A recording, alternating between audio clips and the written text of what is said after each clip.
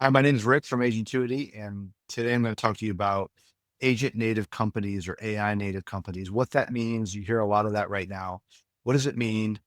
And what are some of the core attributes and things like that? So imagine, if you will, you walk into the office, past your coworkers, smile, wave with them. You sit at your desk, you sit down, and you check not your email, but the status of what all your agent coworkers did over the night before, did last night.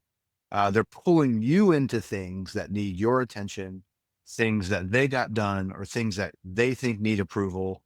And so instantly you get brought into their world on, hey, I need to go do and execute these things because it's part of my job.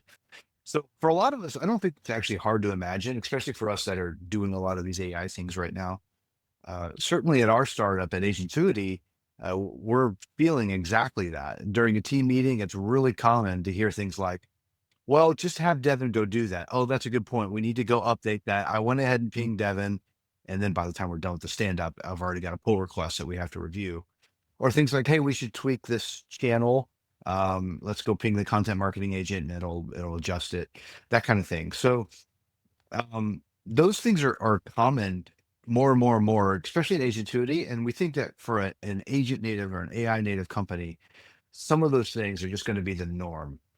I mean, even as an example, I was on X recently and a startup posted a job opening for an agent manager. That's a manager that manages AI workers. Pretty interesting, right? So we're entering a world where managing agents can be someone's full-time job, literally. So in this talk, I want to explore that world, agent native, AI native companies where AI just isn't an add-on or just some task that somebody uses, but it's central to how work gets done.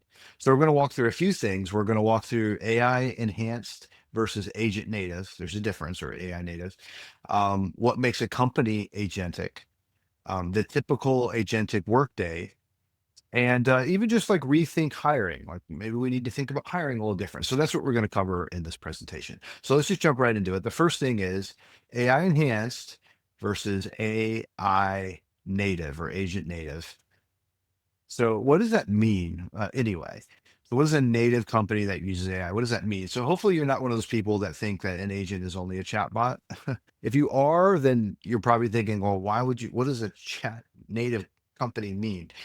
So if you are one of those, then we probably need to make another video to talk through that. But my intent is not to talk and convince you what an agent is. It's not just a chatbot. But in a nutshell, what we mean when we say agent native a company is a company built from the ground up with AI agents at the core of everything to augment human productivity and intelligence. I'd also additionally add that these companies build AI into the foundation of their product, into the foundation of their operations, and into the foundation of their culture. Another way to look at it is AI is not a fancy side feature that's just a bolt on to existing operation and culture. It's an engine that moves the product operations and culture. It's the thing that moves it forward. Everybody reaches for that, everybody relies on it to do their job. So sometimes it's helpful to think about this in the opposite, to contrast. So for these companies, if you remove agents, just for us, for our company, Agentuity, if you just remove agents out of our workflow, um, and guess what happens? Our employees aren't able to get as much done. They're just not. A lot of the mundane things that we do, unsatisfactory work that we do, we have to now do. And it does, it's not as fulfilling. I mean, just even for us, we have an agent that writes our change log and our documentation. So after all this stuff happens in GitHub, all this code gets written, all these things get deployed and released, we have to create a change log. We have to create documentation. We don't do that. We have an agent do that. And so if you were to remove that from us, we'd be very sad. All of us as software engineers would be very sad if that got removed from us. Another one is, if you think about it, removing AI or agents from an agent native company um, makes us not move as fast. The costs go up, productivity goes down. Removing AI and agents from the products that we're building, products start to feel old, not as interesting, unintelligent, not as useful. They certainly don't help the customer 10x themselves. we're wanting to 10x or 100x ourselves. How do we do that with our customers and our product, right? So then all of a sudden, now we're not as good as the competitors. The list goes on and on and on, but that's the counterpoint to it. A way to state it is merely an AI enhanced business, one that uses AI here and there, chats with it every once in a while, gets a document every once in a while. Maybe that helps with some efficiency goals. It's good. And they would still function without AI. That's the key part. If you removed it from it, it would still function. It would just not be as efficient. And that's a car with driver assist. That's really what we're talking about. An agent native business is different. It is a car on autopilot, directed by humans, of course, but it's still autopilot. It's a different kind of car. Its signature is every employee is focused on the higher level navigation task and the success of the company and the product, while the routine and mundane tasks, and micro decisions, they get offloaded. That's a signature part of it. So the thesis that we have is that an AI native or agent native model isn't just a tech trend. It's redefining how we build teams, how we design workflows, even what roles we hire for. I don't think it's any different than back in the Industrial Revolution and during the car age and some of those things, how everything got transformed. I think it's just like that. So now moving on, what makes a company agent native? Now, obviously, we're on the early days, very early days, of course. But here's a few defining things that make an agent native company. AI is at the center of everything. When you say, Rick, yeah, no, duh. Just listen, though, it's not confined to just one team or a feature or one aspect of a company's culture. It's everywhere and it's everything. Think of product, think of customer support, think of ops. In an AI native company, the expectation is each of these departments have agents doing some of their routine and key daily work all the time. The departments would have agent interfaces, handoff, to integrate with other departments. I mean, this is obvious, right? In order to be efficient, you need this. It should be obvious. But again, think of the opposite. If you turn that off, each department, you turn off all their agents. You got a human scramble trying to coordinate manually, feeling a loss of productivity because you had this thing, you had this way to automate things and to work faster and to work more, and now you don't have it anymore. Man, that's a big, big, big loss for us. Like just thinking about that is painful right now. We have 6 people in our company, 7 people, and removing that would be bad. The other thing is with an AI or an agent native company, people are no longer just like cogs in a machine. That's another way to look at it. They're more like conductors. Now, if you think about that statement for a minute, a lot of people make that statement. It's not a novel statement. It is an important statement though. They're conductors. You'll realize that the hiring profile and the company org chart will need to be different if that's who you're hiring, if that's what you need. Flatter, leaner is a key attribute. It can be a key attribute. Middle management layers shrink because a lot of that coordination can be handled and executed by intelligent systems. I mean, even in my own experience, we'll have a deep dive product discussion in the morning with the team. By the end of the day, we have detailed requirements to work on something. We already have had agents start to build it. It's already helped us with the messaging and the copy and some of the documentation. And that's just within, a day. And so we've had this culture now, like, well, yeah, this is a great idea. Let's prototype it. And we prototype it in a few hours and we get some more refinement. And agents help with that a lot. They help us do more prototypes and more learning and more testing that way. So that's why we think, at least our org chart in the near future, as we scale, is going to look less like a pyramid and more like a network of humans and AI together. Another attribute is experimentation and iterative culture in the DNA. So now I know, this is a core value in the tech startup world. Core value, core innovation is that experimentation, iterative approach to things. So it can be cliche, but if you think about it in context of an AI native company, with all the innovations we have now, the ultimate realization of this is really possible. When AI is doing the routine work and AI is helping us with the prototypes, we can really focus on what matters. I think it's powerful and I think it's awesome. And it also compounds when you start thinking about agents working on things in the company, learn and improve. It really is useful. I mean, just take Cognition's Devon. We used it.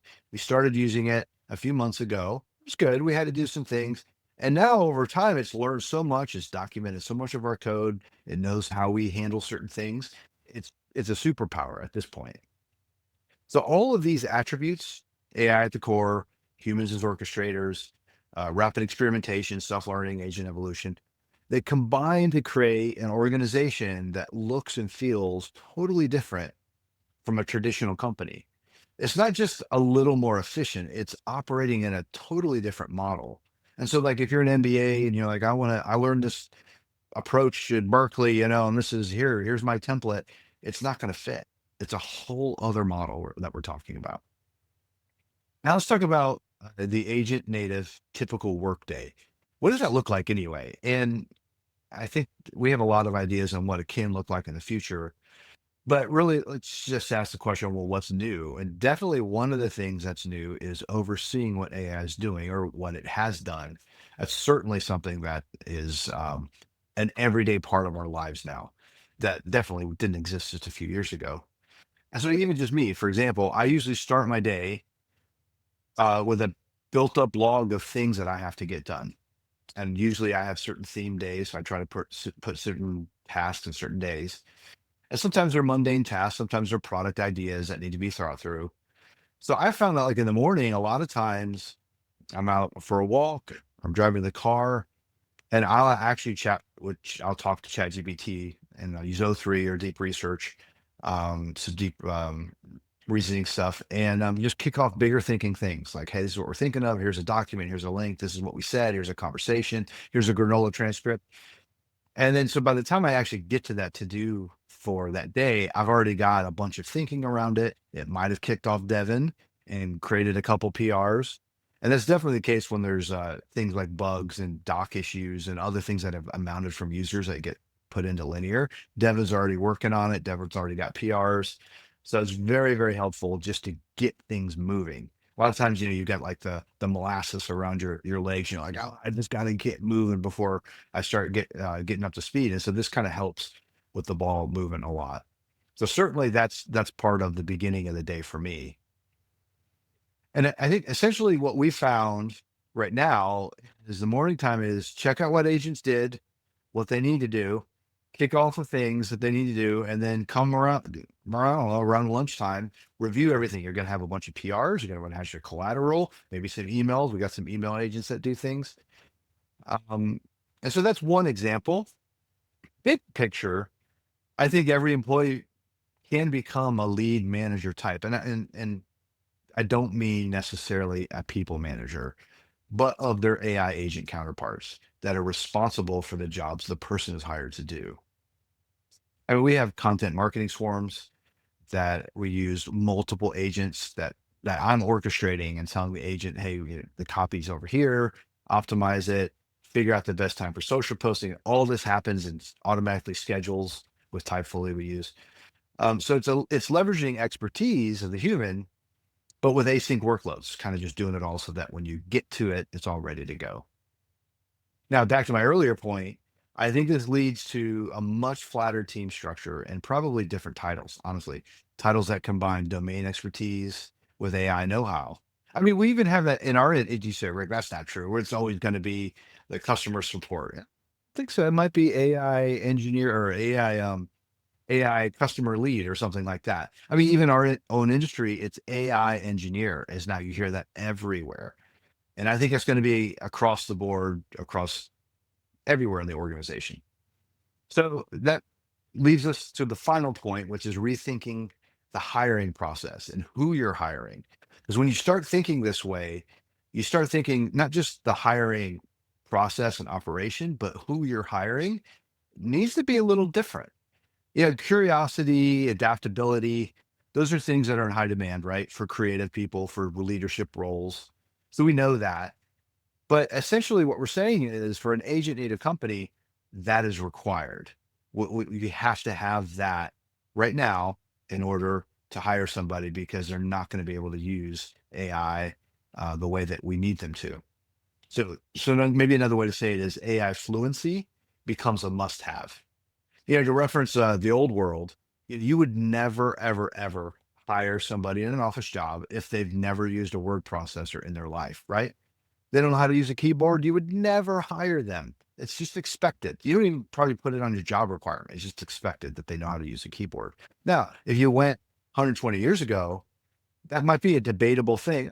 I don't know. Is it really needed? Do they really need to use a keyboard? I don't know. It's just it's typewriter. As long as they have nice penmanship. Um, but AI fluency is actually a really big deal for us. And I think it's just going to keep being that way. It's not really hard to imagine. If the expectation is a flatter org structure where each employee is efficient at directly guiding agents for task at hand, and utilizing the person's expertise through those agents, then you're going to hone in on the ability to do that. You're going to, in your hiring process, want to find out if that person has that ability to do that. So it's just going to be something that happens, I think. I mean, even in our current interviews, we're very, very skeptical. If someone doesn't use AI and not familiar with it, it's just immediate warning flags. Then maybe they haven't had the opportunity to use it and stuff. Obviously, there's scenarios because we're early on in this that we have to be a little understanding. But it does make us ask the question: does this person have the ability to guide AI agents and learn the little tips and tricks and tweaks and all that kind of stuff? And even on a bigger picture, a big reason why you would hire a VP, for example, you bring in a VP is for their network. You hire them for their experience and the quality of people that they would bring in to fill out their team to do the jobs that they need to do. So in this new type of company, the spotlight gets really put on the like, does this guy know how to use agents? Does this guy can he bring in people that know how to use agents? Do they have AI fluency? So it comes a really big important thing. And then if you kind of just think through the life cycle of that, okay, let's say you hire that person, then the onboarding, and then they hire some other people to build out their team. The onboarding is probably different too, right? When you hire that, the intent of being agent native, then guess what? Agentic tools and systems that need to be put in place for them to be successful is really important. So then it doesn't seem unreasonable to attach an engineer to that team to make sure that their agents are up and running and build out. Um, it's the same thing with like new hires. You probably would expect them the first few weeks to solely be focused on getting their agent set up to do their job. Makes sense, right? So in conclusion, just to wrap it up, we're going through a profound shift. We don't know exactly where we're going to end up. The ceiling is being raised so high. We don't even fully understand, I think, how large this AI world and the economy will go. I think it's a lot like the car industry. We didn't realize how big the ceiling was being lifted in the economy when the car came along. And I think that's the case with this AI stuff. So I think AI agents will be deeply embedded in every aspect of business. And that means rethinking roles. It means rethinking skills. And I even think it means rethinking culture and operations. The move isn't merely just businesses that use AI as a tool. That's not what we're talking about. We're talking about businesses that are built around AI as a core primitive to their existence.